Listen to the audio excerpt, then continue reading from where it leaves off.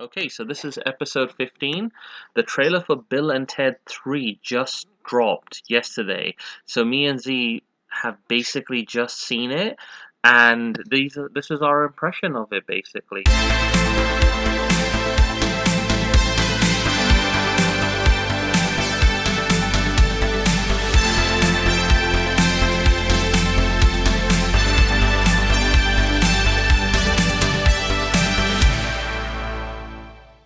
So Z, welcome to the podcast, and tell me now, like, what do you think, bro? We've been waiting years for this film, isn't it?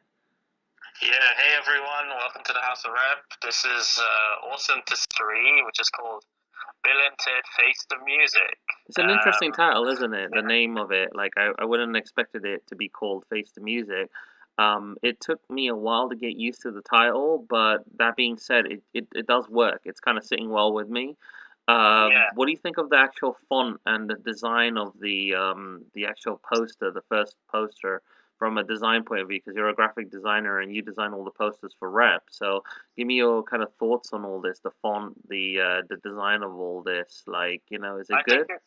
I think it's quite nice. It looks quite clean and looks a lot more modern. So it's more modern and suited to like the more current generation and stuff. Lots of light HD colors and stuff and high resolution photography. It's still got the phone booth, which I love because the phone booth is a classic thing that you can't get rid of in Bill and Ted. That's the kind of staple logo of Bill and Ted. And compared to the older films, obviously each film has its own kind of identity from its era. Because like the first film was kind of like late 80s, early 90s, and then the second film was like a kind of early to mid 90s film. Mm. And then this one's taken obviously a bigger gap. It's almost been like 29 years since that last film. So in 2020, we'll see this new one, which will be a new kind of HD version of Bill and Ted. Yeah, I mean it's amazing. I really loved like the first film. I remember seeing it as a kid, and it was just amazing because it was like, these guys are rockers, and I loved rock music, so it was like so Yeah, cool. There was that kind of California vibe to it, which I kind of fell in love with. And then they go in history, and all the supporting cast were great in the first film. We'll do a separate podcast about how wicked yes, Bill and Ted Excellent Adventure is. Bogus Journey is my favorite definitely, out of definitely. the franchise so far. I mean, obviously, I haven't seen this third one yet, but the second film, Bogus Journey, I watch all the time with you. We will like every at least once a year we'll watch that film again and enjoy it and stuff. And Yeah. I loved I always have good memories about Bill and Ted 1 and 2, yeah, so you've always. got like William Sadler, you got Bill Sadler playing Death in that. He's like a freaking phenomenal actor. Like Yep, I loved him in that, and I loved him in Star Trek Deep Space Nine where he played that Section 31 guy. yep, He was amazing in that, and he's always been an amazing actor. He even played the president in Iron Man 3. So to see him still yeah, working, I mean, he's such a phenomenal dude. He played Death so well in Bogus Journey. Bogus Journey is just a he did. phenomenal movie, and also it the one of the great things about Bill and Ted's Bogus Journey was is that it made me discover Winger. And Winger's like one of my Yeah, all-time favorite bands. Like Winger or just Red, Red Beach, Kip Winger. These guys are amazing musicians. I will yeah, always love their music. I mean, Reb can play guitar like, like him and Eddie, man. These guys are just amazing guitarists. Like, they're up there at the top. Like, Reb is such a amazing guitarist.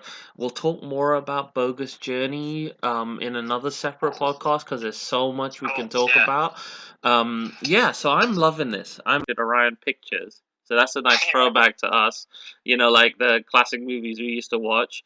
They've got like this really kind of nice look to the film.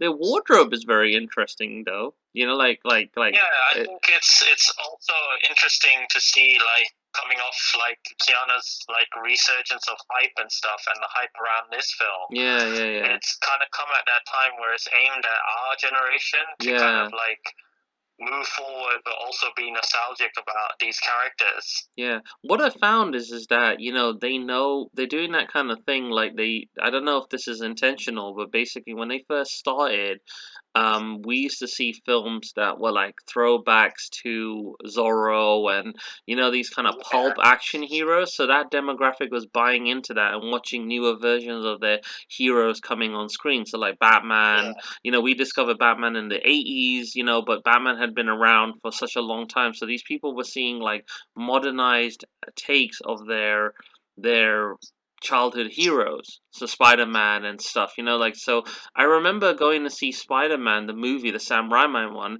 and I was really surprised at how the rows were full of like older generation of citizens and yeah, moviegoers basically who wanted to see Spider-Man, something they grew up with in the 60s and 70s on the big screen finally. And the thing about Sam Raimi's Spider-Man films is that it touches on that era a lot. yeah, It's a bit different to like, Mark Webb's Spider-Man franchise because Mark Webb is making a kind of Spider-Man that feels very 2000-y. Like kind of mm, post, like and then the latest Spider-Man films with Tom Holland feel very Ultimate Spider-Man-y. Like so yeah, they're tackling like a younger Spider-Man. He's a yeah. lot younger. So feeling like there's a different level of maturity and a different type of style with each one, but it definitely felt like Sam's ones were very much like the Steve Ditko era Spider-Man, and then Mark Yeah, Webb's stuff was very 90s Spider-Man. Like maybe they would have done the Clone Saga, and like more like I remember they were gonna do Sinister Six stuff and things like that. So it was really cool. And looking at this film, what I'm basically trying to get to is that they're looking to us to buy into these kind of films. And I really don't mind that. I don't mind all the kind of like them trying to basically appease us 80s kids. I'm loving it. yeah, It's like they know that basically we're the ones who are going to come out and see this film, and then they're yeah, trying to draw in a new audience too because it just doesn't seem like there's anything out there being created by the newer generation. But yeah, that's just the way in which things work, and I'm sure there's a kind of like a thing because I look at a lot of the new stuff and I love like all kinds of music and all kinds of stuff. But what I've noticed, like I've talked to you and Priya about this, and like other people, is that there's a lot of stagnation creatively on new things, and then that's one of my frustrations as a filmmaker because I've got all these like amazing new kind of franchises and ideas that I want to bring to the market, but breaking through is like a marathon and a challenge, and you have good days and you have bad days where you just keep trying to kind of break through this kind of like wall that gets created by the world just being so big. And as a filmmaker, you're trying to basically connect with such a large group of people, but you have to make something so kind of like intimate and small first. And at the small level, when we're at this indie level, I'm trying to make something that can just like spearhead us through to the next level. Then when we get to that bigger level, we're able to just connect with people on a much larger scale. And that's what I love about filmmaking, and I love about this film. This film's basically gonna draw people in from lots of different kinds of demographics. You're going to have the older generation who love classic rock, love that kind of stuff. You got people who love just the bumbling, adventures of these two guys, and then you've got yeah, people who love Keanu. You love people who love Alex Winter and his documentary work yeah. that he did, and it's just great to see them back in the fold and It's just good. I think it's good timing to have something like this with everything going on, because you need something that's kind of light-hearted and good-spirited, and like you're just gonna be excellent, to each other, kind of yeah, exactly, and I adjacent. totally agree with that. I mean, that's like one of the kind of like this film, its attitude about uniting humanity with like music and being kind of cool to each other and stuff. It's stuff that we live by too, isn't it? As Rep Yeah, Knights. because we're having like a bogus year, and we don't want that. We want it to be excellent. So this is a film that will hopefully make it feel excellent after we see Yeah, it. exactly. And I just think that, it's gonna really make things cool. Them as those really jacked dudes from that, was it alternate reality or what? What do you think's going on here? Yeah, I I just think they've gone either forward or backward in time, and they're looking at their Tonk versions, because right. they look mega Tonk and they're stuck in prison, so they're like the They're like bad versions of Bill and Ted. Okay, so they're gonna be basically the antagonists instead of like in the Maybe, first yeah. film they had their doubles, but they were kind of good. In the second film they had the evil kind of robots, Bad and robot then they had the assist. good robots. Now they've got their kind of alternate reality prison dudes where they went to jail and didn't bring about the peace on the world. But the thing is Yeah, that we're talking about weird kind of string theory with time travel with this film as well, because what's yeah. going on is that they exist still in the future. So the future timeline is still saying that they bring about peace, but the future is getting affected by it. So the ripple hasn't hit the future yet, and they have to correct it.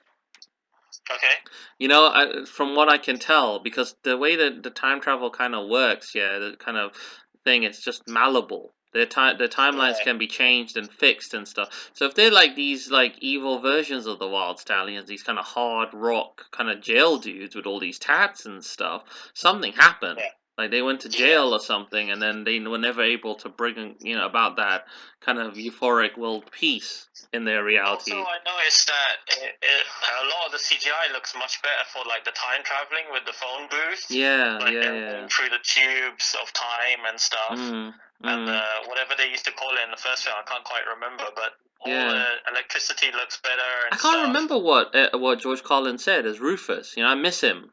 He was Yeah, an I know amazing he was awesome, comedian, an amazing awesome actor, comedian. and Rufus was just an amazing character. So, like, I wonder who they have who basically replaces Rufus, if they have someone.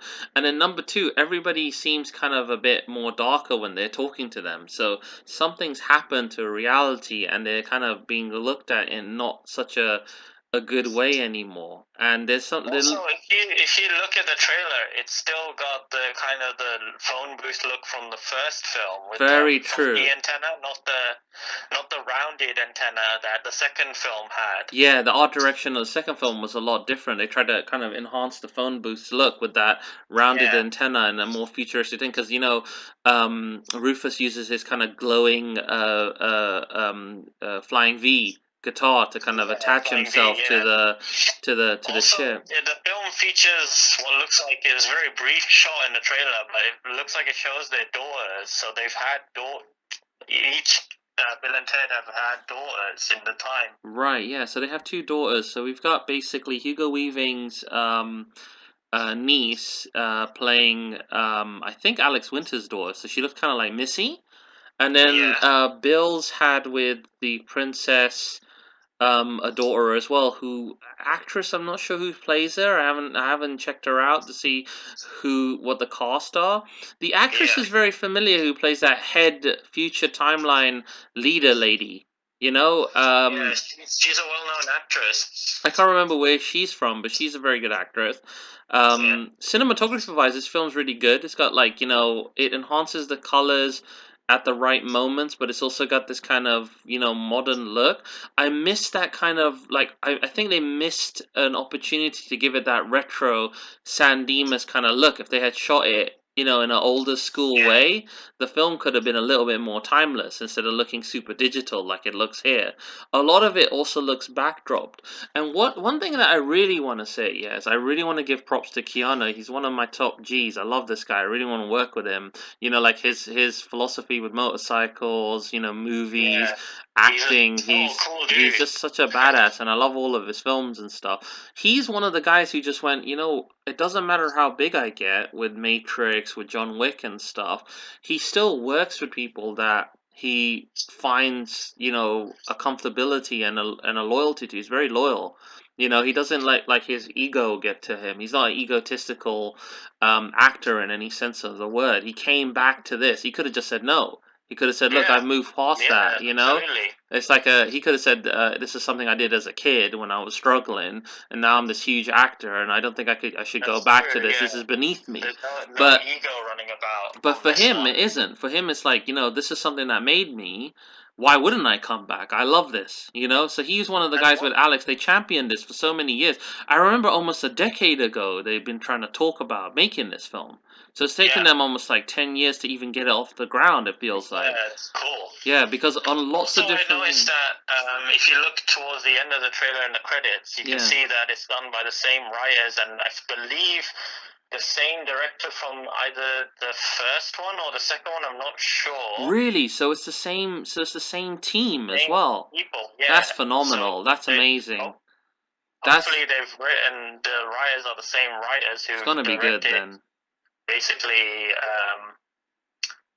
okay, so the director has done wicked films like Galaxy Quest and Fun Oh with Dick and wow, Jane, which are really? all Yeah. comedies. What's the name of the So director again? Who did it?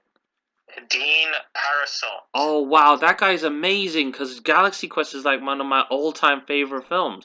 We need to do a Yeah, house of rep of that as well. That film was just, I love that film to death. That's yeah, like one of my all-time favorite films, and it's like one of the standout performances of Alan Rickman. May he rest in peace. He was an amazing and phenomenal actor. You know, he was so amazing in that film. You know, and I just love that film. Tim Allen, Sigourney Weaver, everyone's so amazing in that movie, and it's just such a great send up to the Star Trek franchise, you know, and it's just so good. It actually is just a yeah. great Star Trek movie as well in its own right. I've actually Yeah, written a he sequel. hasn't actually done the previous Bill and Ted films, Yeah, but he's like, been chosen, and yeah. he's fine, for doing these ones. He's more than capable, and I'm very happy to know that, you know, that he's the one who's doing this film, because he's got like a great background in like visual effects, Yeah, storytelling, comedic timing, you know, so he's already set the film up really well in a good way.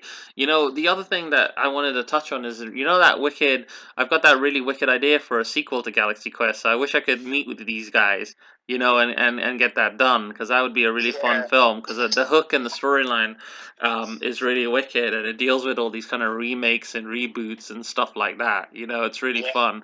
So, you know, a lot of people return and they talk about, you know, how Galaxy Quest is a wicked show, and then, you know, they try to reboot it and stuff. So it's so funny with like a new cast, and then the new cast get into trouble. So it's like a really sick idea. So, yeah, man. I mean, like, I'm loving this. I'm very excited for this film. overall, Really. it looks really good. Yeah, We'll see it soon. it's just one of those films, you know, like as a filmmaker, you think, oh no, are they gonna like mess up something that I grew up really liking? And they done that with a few things, like Power Rangers. I'll never watch. That remake was horrible looking. Like as soon as saw the suit designs and the direction, and then I saw the way the film was coming out, I was like, you're doing too much. You're trying to appease way too much of the kind of like Transformers, and you know, you were trying to basically put everything that makes a summer tentpole film into it, but you weren't really making a Power Ranger film. You know, like Yep, what the essence of what Power Rangers is. Like you could have yeah, just enhanced the suits based on the original ones. You don't want to like basically sort of step away from what made Power Rangers sick. Like I know there's yeah, spandex suits, yeah, and all that, but we love that stuff. So, you know, like it's about making that stuff armorized and stuff, but not way too weird looking. The suits looked yeah, horrible. Power Sword looked terrible. The Megazords looked shit. Making Goldar out of gold was crap.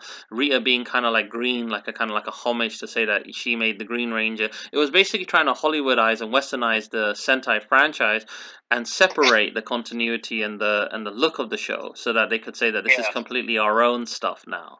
You know, they were Mm. trying to basically do that, and that's what Saban's always wanted to do. He's always wanted to kind of rebuild Power Rangers so that it feels like it's something of his making. But as much as I really like Saban and what he did with Power Rangers, I'll always be grateful for him to bringing it over, and you know, using Ron Wasserman and working with all these people and discovering Austin St. John, Jason David Frank, and Amy Jo Johnson, Tu Trang, and Walter Jones, and all this cast and crew, like, you know, Nakia Baresh, and you know, like all the people like Johnny Young Bosch.